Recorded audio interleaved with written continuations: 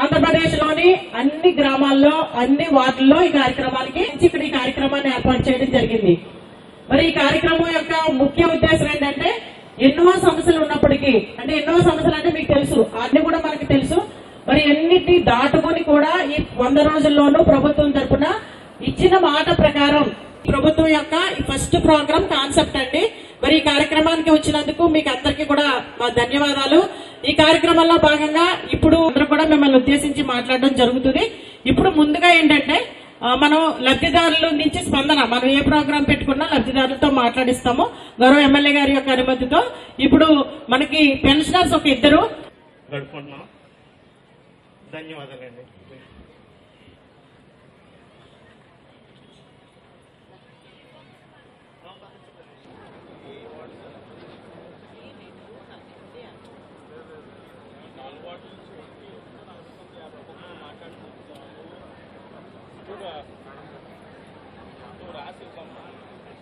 జరిగింది నేను ఎమ్మెల్సీగా ఉన్నప్పుడు కూడా.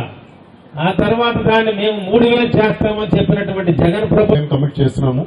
దీనికి ప్రజా వరకు తీసుకెళ్లి ప్రజాతో డిస్కస్ చేసి వాళ్ళకి కూడా సందర్భాలంతా తీసుకొని అన్నాడు 250 4 సంవత్సరాలు పెంచారు. ఇలాగ నెగ్గిన తర్వాత మాట మార్చే వాళ్ళు అనేక మంది నాయకుల్ని చూసాం. ఇది మంచి ప్రభుత్వం.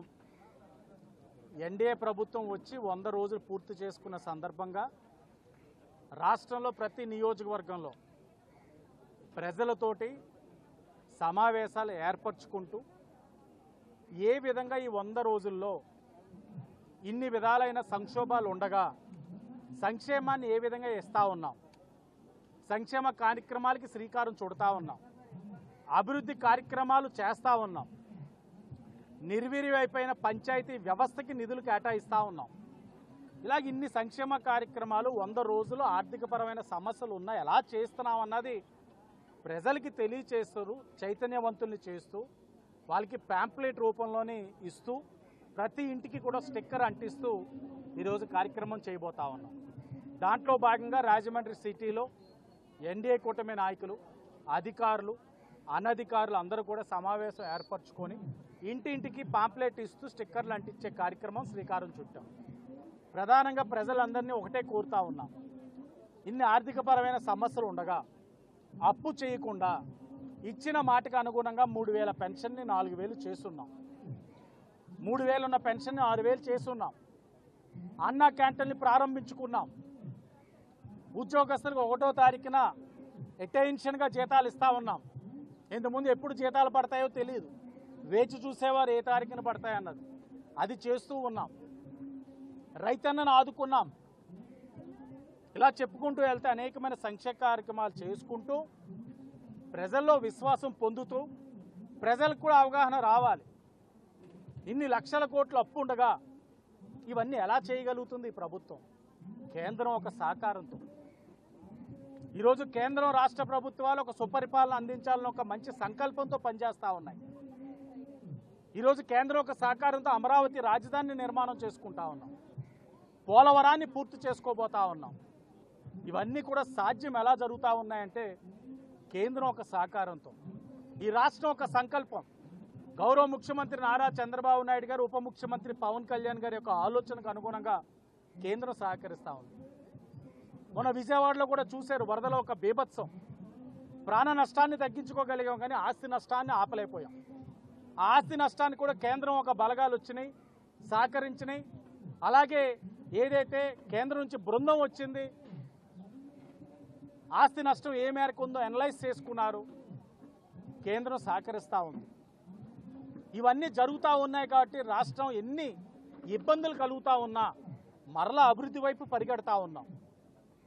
ప్రజల్ని ఒకటే కోరుకుంటా ఉన్నాం, 100 రోజులు ఇన్ని చేయగలిగాం, మీరు మాకు సహకరించండి, మాకు మద్దతుగా నిలవండి, మేము చేసే మంచి కార్యక్రమాలకి మీరు ఆశీర్వదించండి.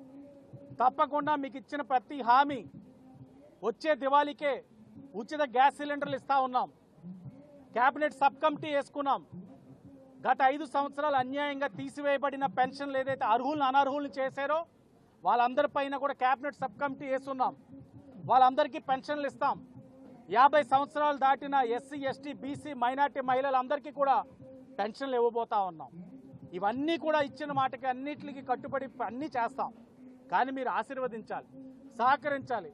చంద్రబాబు నాయుడు గారిని, పవన్ కళ్యాణ్ గారిని, నరేంద్ర మోడీ గారిని ఆశీర్వదించండి, మాకు మద్దతుగా ఉండాలని కోరుకుంటూ రాబోయే 6 రోజుల్లో కూడా రాజమండ్రి సిటీలో ఇలాంటి సమావేశాలు నిర్వహిస్తూ ఎక్కడికక్కడ మేము చేస్తున్న అభివృద్ధి కార్యక్రమాలు లక్షల్లో కోట్లలో ఏదైతే వెచ్చిస్తా ఉన్నాయో ప్రజల్ని చైతన్యవంతులు చేస్తూ ఇస్తున్న సంక్షేమ కార్యక్రమాలు కూడా వాళ్ళకి తెలిసే విధంగా ఈ కార్యక్రమం చేయబోతా ఉన్నాని, మీడియా వారి సహకారం కూడా మాకు అందించాలని, మీ ద్వారానే మేము చేయబోతున్న మంచి కార్యక్రమాన్ని అంతా కూడా ప్రజలకి తెలియచేయాలని, ఈ కార్యక్రమంలో మీడియా వారి యొక్క సహకారం 100% ఇవ్వాలని మనస్ఫూర్తిగా కోరుకుంటూ తిరుపతి ప్రసాదం అనగానే మనకు అందరికీ గుర్తొచ్చేది ఒక పవిత్రత. ఏడుకొండల వెంకటేశ్వర స్వామి అందరికీ ఆరాధ్య దైవం. అలాంటి పవిత్రత కలిగిన ఈ ప్రసాదంలోని వీరు కక్కుర్తి పడి కమిషన్కి వైసీపీ వాళ్ళు ఇంతటి దుశ్చర్య చేస్తారని నేనైతే ఎప్పుడు కూడా ఊహించలే. దేవుడితో చెలగాటాలు ఆడారు కాబట్టి 11 సీట్లకు పరిమితం. ఇక్కడితో ఆగదు. మీరు 5 సంవత్సరాలు ఏదైతే లడ్డూ ప్రసాదంలో ఆవు నెయ్యి వాడవలసింది వాడకుండా జంతువుల యొక్క నూనె, పంది యొక్క కొవ్వు ఇలాంటి వాటిని వాడి లడ్డూల్ని తయారు చేశారు అని అంటే వీళ్ళు అసలు ఏ విధంగా శిక్షించాలో కూడా అర్థం కావట్లేదు. వీళ్ళు ఇంకా దేవుడే శిక్షిస్తాడు. సిగ్గు, శరం, మానం, అభిమానం లేకుండా ఇంకా బయటకు వచ్చి మేము చేయలేదంటా ఉన్నారు. రిపోర్ట్స్ వస్తూ ఉన్నాయి. ముమ్మాటికి ఈ ప్రసాదంలోని ఇవన్నీ కూడా ఉన్నాయి. జంతువుల నూనె, ఆ యొక్క పంది మాంసం, పంది కొవ్వు ఇవన్నీ ఉన్నాయి. వాడవలసిన ఆవు నెయ్యి వాడలేదు అని స్పష్టంగా రిపోర్ట్స్ తేల్చి చెప్తా ఉన్నాయి. 5 సంవత్సరాలు ఈ పవిత్రతను అపవిత్రత చేశారు. ఈ 3 నెలల్లో మళ్ళా సరి చేసుకుంటా ఉన్నాం. ఇది 3 నెలల్లో ఈ వాస్తవాలు ఇవి బయటకు వచ్చినాయి. ఇంకెన్ని దౌర్భాగ్యమైన పనులు చేశారు ఈ వైసీపీ వాళ్ళు అర్థం కావట్లే. చేసి సిగ్గు శరం లేకుండా ఇంకా గౌరవపదంగా పట్టేసుకొని వచ్చి నోటికి ఎంత వస్తే అంత మాట్లాడుతున్నారంటే అన్నం తింటున్నారో గడ్డి తింటున్నారో కూడా వైసీపీ వాళ్ళు మాకు అర్థం కావట్లే. ప్రజలు చాలా ఆవేదన చెందుతూ ఉన్నారు. దేవుడు ప్రసాదంతోట, ఈ దేవుడు ప్రసాదంలోనే వీళ్ళకి కక్కుర్త కమిషన్లు, ఇక్కడ వీళ్ళు సంపాదించుకోవడానికి ఒక దారి. ప్రజలు గమనించాలి, ప్రజలు అన్ని వాస్తవాలు తెలుసుకోవాలి. ఇప్పుడు వచ్చి వైవి సుబ్బారెడ్డి గారు చెప్తున్నారు, ఎక్కడికంటే అక్కడికి వస్తాను ఛాలెంజ్ అన్నారు. మా యువ నాయకుడు లోకేష్ గారు చెప్పారు, ఆయన తిరుపతిలోనే ఉన్నానన్నారు. వెంకటేశ్వర స్వామి మీద ప్రమాణ స్వీకారానికి నేను సిద్ధంగా ఉన్నాను, ఆయన వస్తాడా వైవి సుబ్బారెడ్డి అని అడుగుతా ఉన్నాడు. వైవి సుబ్బారెడ్డి వస్తాడా, కరుణాకర్ రెడ్డి వస్తాడా, లేకపోతే ధర్మారెడ్డి వస్తాడా? ఎవరొచ్చి హామీ ఇస్తారు, ఎవరొచ్చి ప్రమాణం చేస్తారు అక్కడ మేము తప్పు చేయలేదని చెప్పాల్సిన అవసరం ఉంది. వైసీపీ వాళ్ళు తప్పకుండా వచ్చి సమాధానం చెప్పాలి.